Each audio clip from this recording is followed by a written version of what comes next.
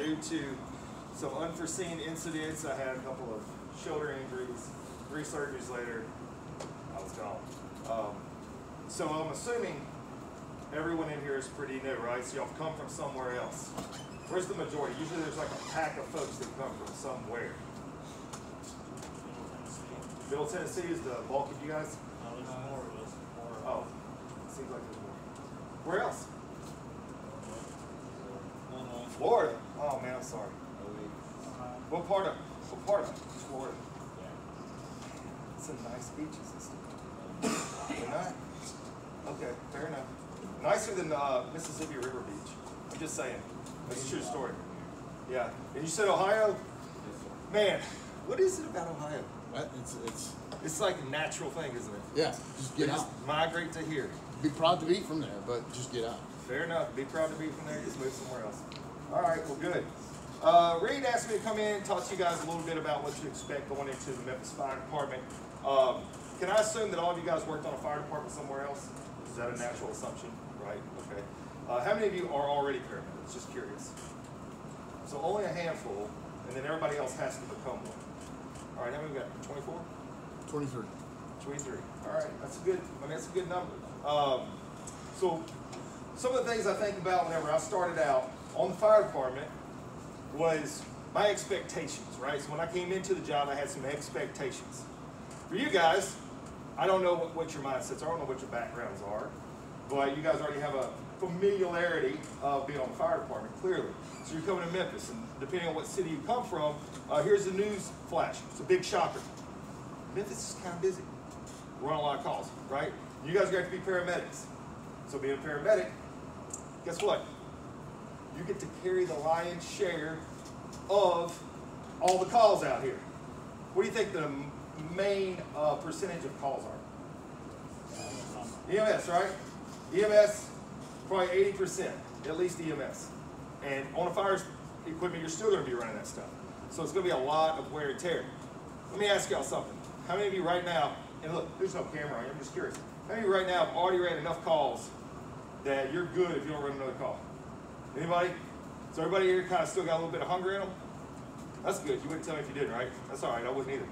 But the point is, this job and this city, because it's a big city, runs a lot of calls, can wear you down.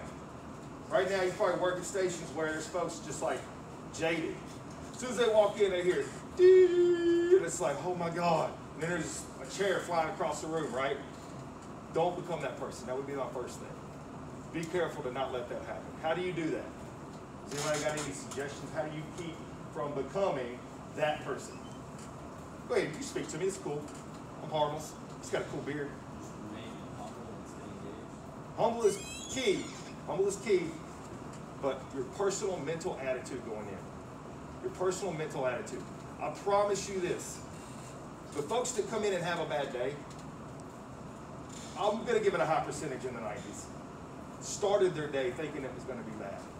When they came into the fire station, they didn't come to the fire station looking for a good day. They didn't come in looking to make a difference. They didn't come in wanting to do their job. They came in wanting to survive their 24 hours and go home. That's it.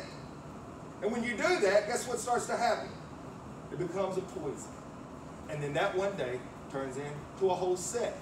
Then it turns into a whole month. And then suddenly, you're counting down every day until you retire. I don't want to be the one of bad news. What's your name? Alex.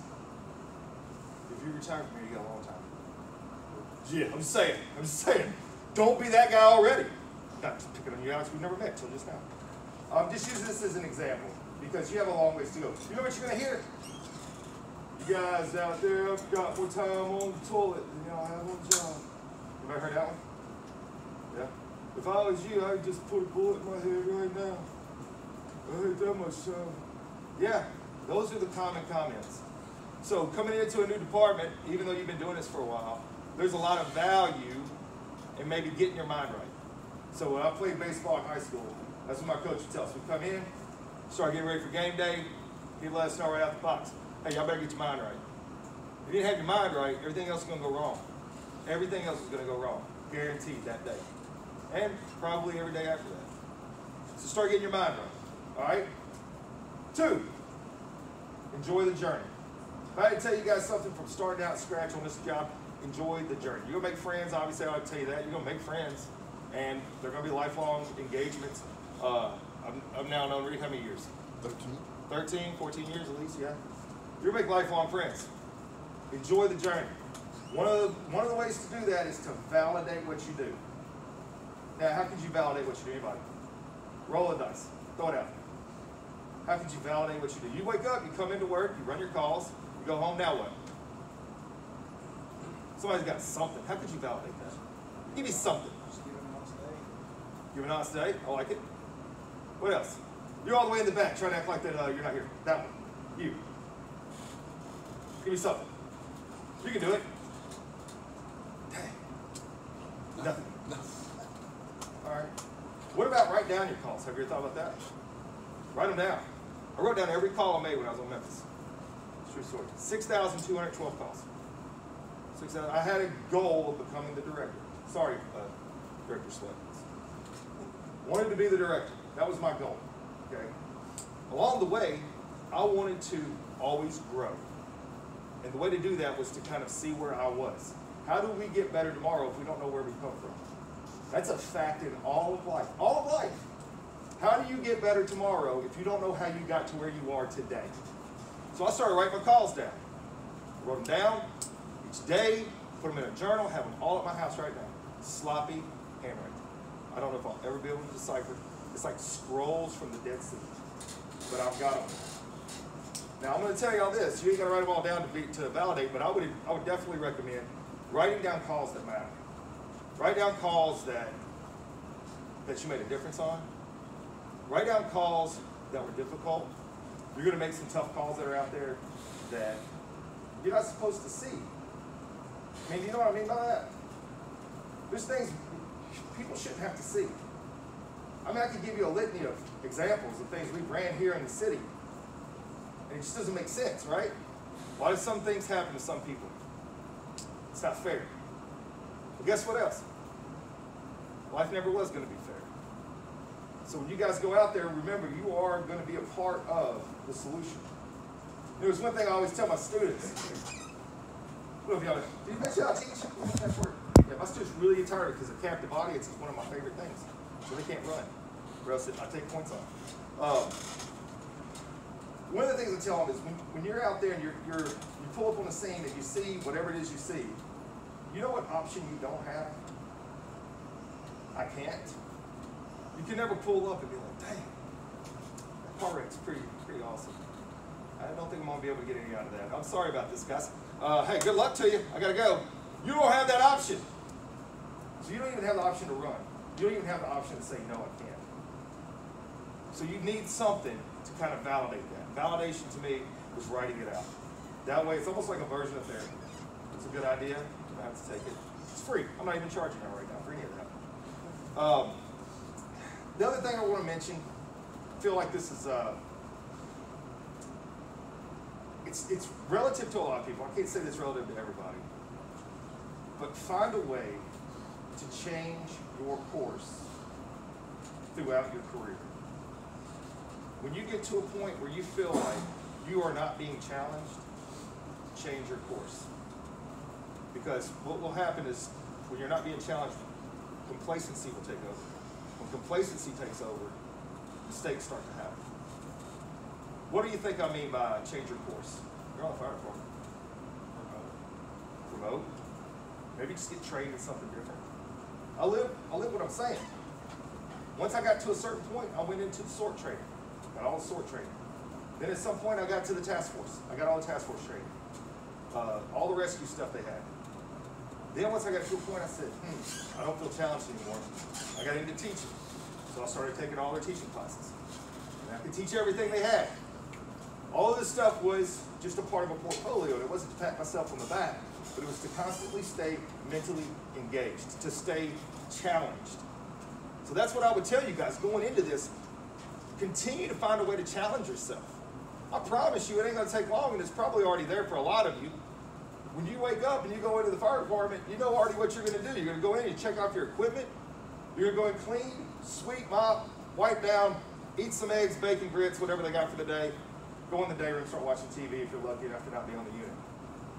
Find a way to challenge yourself. If that becomes the routine, you're not growing. The only way you grow is intentionally. Does that make sense to you? You have to be intentional to grow. If you stay home and don't do anything whenever you get to the house, you're not doing anything for yourself. You got to grow, and it's not easy to do. I mean, you can look at my example right now. 47 years old. That's how I'm 47. You're probably thinking, there's no way that dude's 25. I get it. My wife says it all the time. Not true.